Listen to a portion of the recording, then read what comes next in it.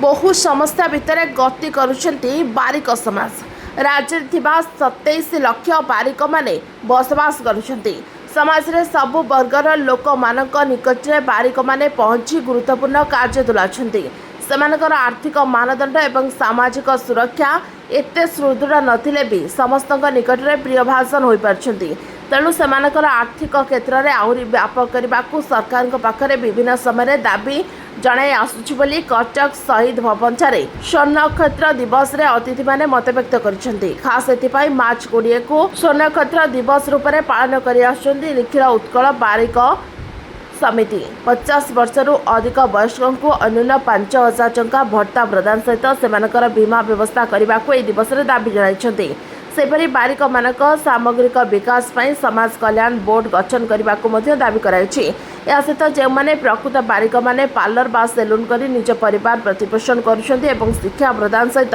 सरकारी स्तर में सेमानक पई थैथाल व्यवस्था करने को दाबी करिछि समिति। जदि दाबी को सरकार न मानती तेबे बड़ धरणर आंदोलन मुंड टेकिब बोली समिति पक्षरु कहाଯାଇଛି। कार्यक्रम में अतिथि भाव में समितिर राज्य सभापति हेमंत बारिक, कटक जिला सभापति अक्षय बारिकों समेत पार्लर सेलून संघ कर्मकर्ता एवं बहु मान्यगण्य व्यक्ति माने जोग देथिले। कटक जिला सभानेत्री निखिल उत्कल बारिक समिति आज कटक महोत्सव में मोर गोटे कथा कहर अच्छी जे आम बारिक समितिर जो बारिक मान को जो अवहेलित करा जाउची एही गणमाध्यम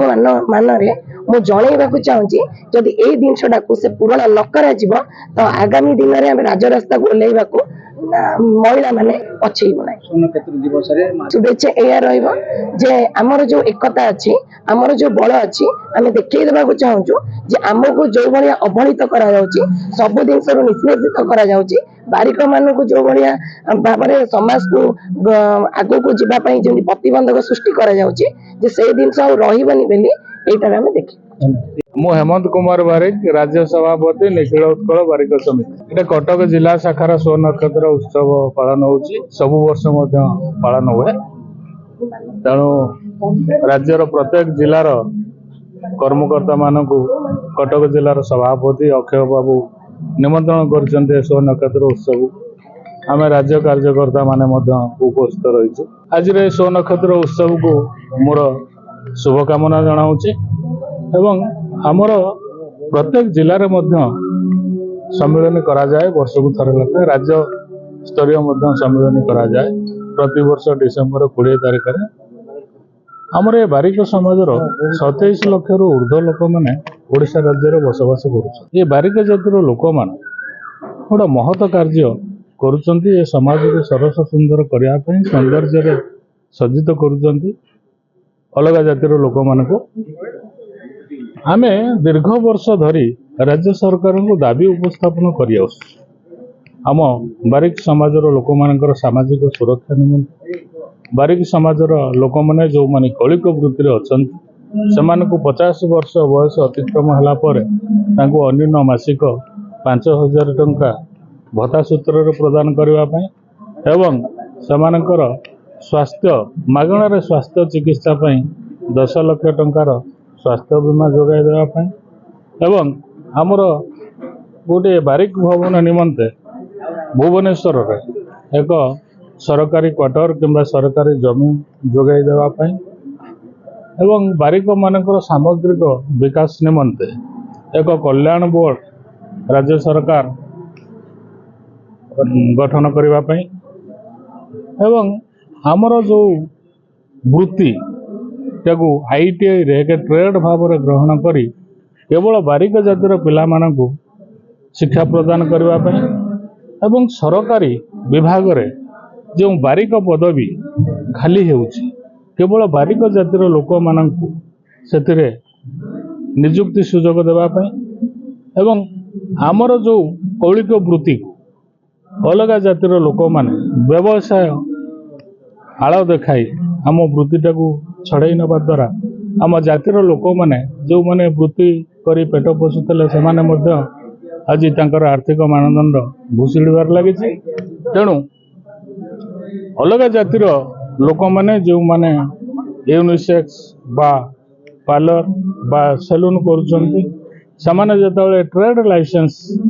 नौछंती महानगर निगम रू बा कौन म्युनिसिपालिटी रू निखिल उत्कल बारिक समिति तरफ नो ऑब्जेक्शन सर्टिफिकेट से माने नवापाई गोटा बाध्यतामूलक सरकार करंतु एवं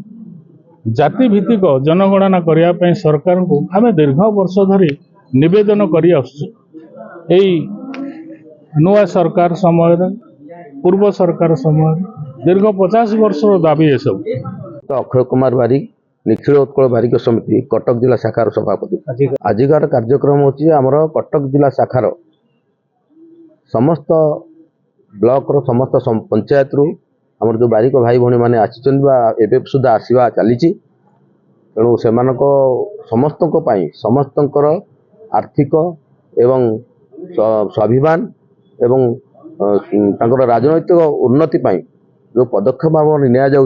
निखिल उत्कल बारिक समिति जो आमर रही आभिमुख्य से आभिमुख्य अनुजाई आम गोटे स्व नक्षत्र महोत्सव प्रति वर्ष पालन करूँ तेणु शहीद भवन परिसर भितर स्व नक्षत्र पालन आम करुचु एवं ए समस्त बारिक भाई भौणी मानकर सहयोग एवं तांकर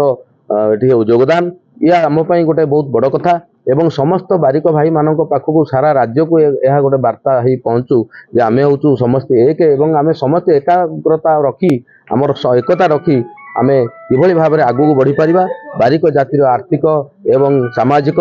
एवं जो विभिन्न जगह मानकर जो तांको दंड दिया जाउची बारिक मानक निष्पेषित करा जाउची एवं तांको बहुत प्रकार